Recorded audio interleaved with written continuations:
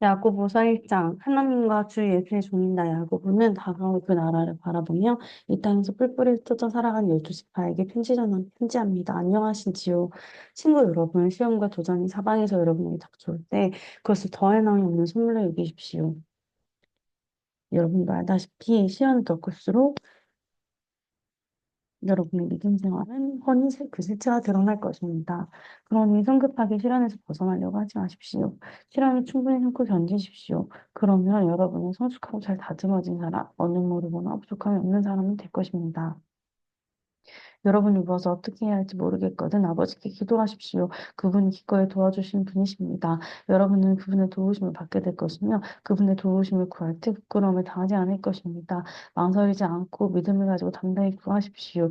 기도해놓고 염려하는 사람은 바람에 밀려 추방하는 물결과 같습니다. 그런 식으로 태도를 정하지 않은 채 바다에 필요한 사람은 주님께 무언가 받을 생각을 하지 마십시오. 망했던 사람 다시 일어설 기회를 얻거든 박수를 보내십시오. 가들먹거리는 부자가 곤두박질쳐도 박수를 보내십시오. 부귀 영화는 들꽃처럼 덧없는 것이니 거기에 기대지 마십시오. 여러분 해가 떠서 뜨거운 열을 뿜으며 꽃이 시진다는 것을 잘 알고 있습니다. 꽃잎은 시들고 그 아름답던 모습도 어느새 바짝 마른 꽃대로 변하고 맙니다. 부유한 삶의 모습이 그러합니다. 부유한 삶은 모든 사람을 바라보면서 감탄하는 순간 온전한 것이 사라지고 맙니다. 실화를 정면으로 맞서 견뎌내는 사람은 대단히 복된 사람입니다. 그렇게 성실하게 하나님을 사랑하는 사람은 생명의 상금을 받을 것입니다. 악에 빠질 위험에 처한 사람을 보거든 하나님이 나를 넘어뜨리려 한다고 함부로 말하지 못하게 하십시오. 하나님께서는 악의 영향을 받는 분도 아니시며 누군가의 앞길에 악을 들이미는 분도 아니십니다. 욕을 받아 악에 굴복하는 것은 전적으로 우리 자신입니다. 우리는 누구도 탓해서는 안 됩니다. 탓하려면 자꾸 곁눈질하고 유혹에 이끌리는 우리 자신의 타오르는 욕심을 탓할 것밖에 없습니다. 욕심이 잉태하면 죄를 낳습니다. 그리고 죄가 자라서 어른이 되면 진짜 살인자가 됩니다. 그러니 사랑하는 친구 여러분, 가던 길에서 벗어나지 마십시오. 모든 바람직하고 유익한 선물은 하늘에서부터 옵니다. 빛의 아버지로부터 폭포처럼 하염없이 내려옵니다. 하나님께는 속임수나 겉과 속이 다르거나 변덕스러운 것이 전혀 없습니다. 그분께서는 참된 말씀으로 우리를 소개시키시고 우리를 모든 피조물의 머리로 삼아 돋보이게 하셨습니다. 사랑하는 친구 여러분, 사람들이 모이는 곳마다 이렇게 알리십시오. 귀를 앞세우고 혀가 뒤따르게 하고 분은 한참 뒤처지게 하라고 말입니다. 사람이 화내는 것으로는 하나님의 일을 잘하게 할 수 없습니다. 모든 악독과 암과 같은 악을 쓰레기통에 던져버리십시오. 그저 마음을 겸손하게 하여 우리의 정원사이신 하나님께서 여러분의 말씀을 적용하셔서 여러분의 삶을 구원의 정원으로 만드시게 하십시오. 말씀을 한 귀로 듣고 다른 귀로 흘려보내면서도 자신의 말씀을 듣는 사람이 스스로 속이는 일이 없게 하십시오. 들은 그대로 행하십시오. 듣고도 행하지 않는 사람은 거울을 흙끝 들여다보고 떠나가서는 금세 자기가 누구이며 어떻게 생겼는지 전혀 알지 못하는 사람과 같습니다.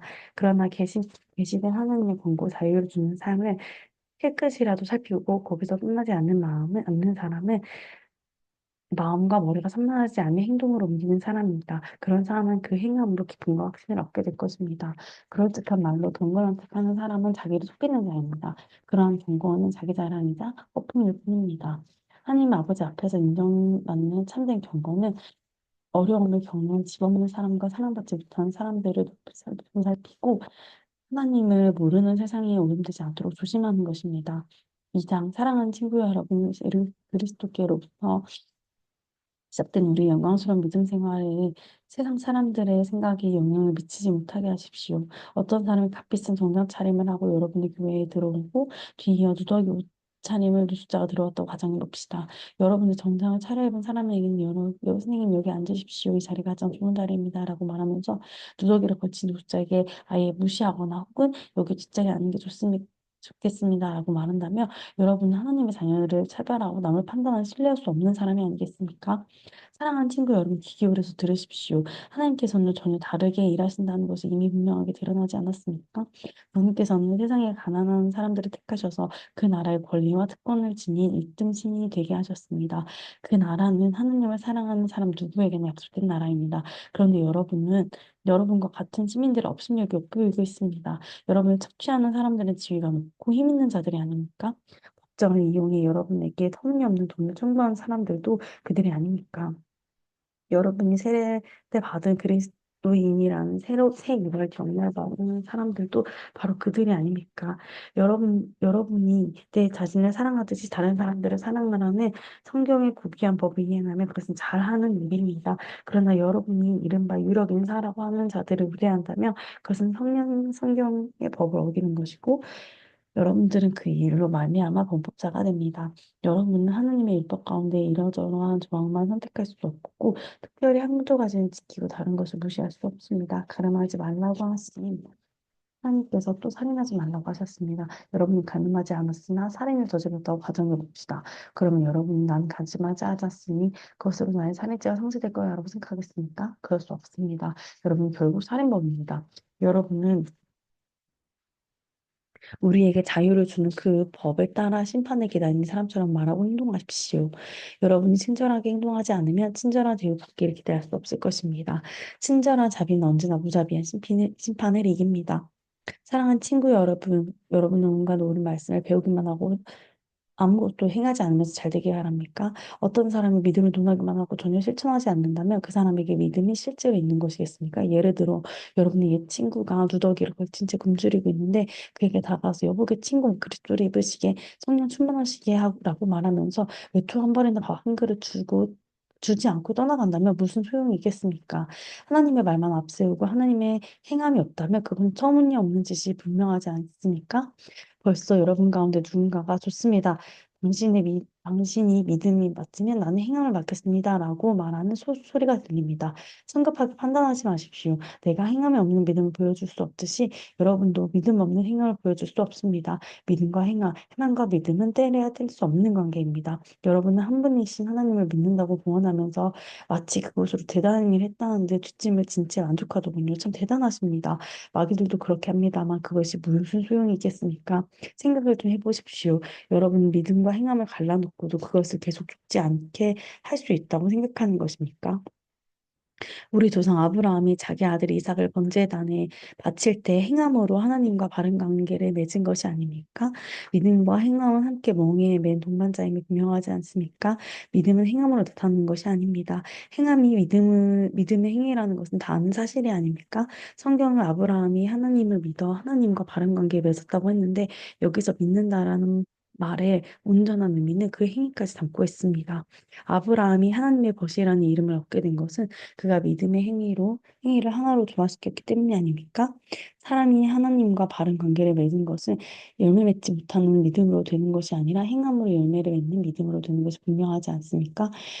여리고의 청녀 라합 그 경우가 그랬습니다. 하나님이 그녀를 귀하게 여기신 것은 하나님의 정탐꾼들을 숨겨주고 그들의 탈출을 도운 행위, 곧 믿음과 행함의 빈틈없는 일치 때문이 아니었습니까? 여러분 육체와 영을 분리시키는 바로 그 순간에 여러분 싸늘한 시체가 되고 맙니다. 믿음과 행함을 분리시켜 보십시오. 여러분이 얻은 것은 시체뿐입니다. 3장. 친구 여러분, 성급하게 선생을 되려고 하지 마십시오. 가르치면 막중한 책임이 따릅니다. 선생은 가장 엄격한 기준을 적용받습니다. 우리 가운데 완전한 자격을 갖춘 사람은 하나도 없습니다. 우리는 입을 열 때마다 거의 매번 실수를 저지릅니다. 온전히 참된 말을 하는 사람을 만난다면 여러분의 삶을 완벽하게 제어하는 완전한 사람을 보고 있는 것입니다. 여러분 입에 물린 재갈의 말에 온몸을 통제합니다. 큰 배라도 능숙한 선장의 손에 작은 키가 잡혀 있으면 그 배는 아무리 거센 풍랑을 만나도 항로를 벗어나지 않습니다. 여러분의 입에 나오는 말이 하찮아 보이지만 그 말은 무슨 일이든 성취하거나 파괴할 수 있습니다. 잊지 마십시오. 아주 작은 불꽃이라도 큰 산불을 낼 수 있습니다. 여러분 입에서 나온 부주의한 말이나 부적절한 말이 그 같은 일을 합니다. 우리는 말로 세상을 파괴할 수도 있고 조화를 무질서로 바꿀 수도 있고 명성에 먹칠을 할 수도 있고 지역 구덩이에서 올라오는 연기처럼 온 세상을 허망하게 사라지게 할 수도 있습니다. 두려운 일이 아닐 수 없습니다. 여러분이 호랑이는 길들일 수 있지만 혀는 길들일 수 없습니다.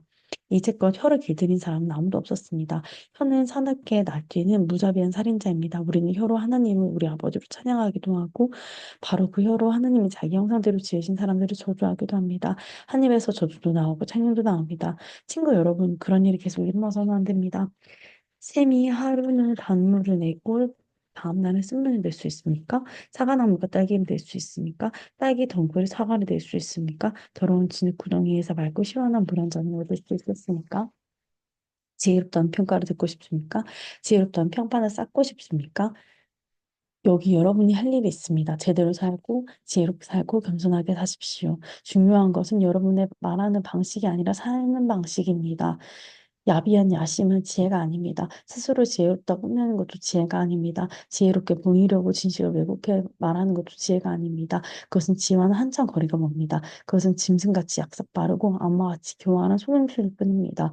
여러분이 다른 사람보다 더 낫게 보이려고 하거나 다른 사람이 이기려고 할 때마다 일은 엉망이 되며 서로 멱살을 잡는 것으로 끝나고 말 것입니다. 참된 지혜, 하나님의 지혜는 거룩한 삶에서 시작됩니다. 참된 지혜의 특징은 다른 사람과 평화롭게 지내는 것입니다.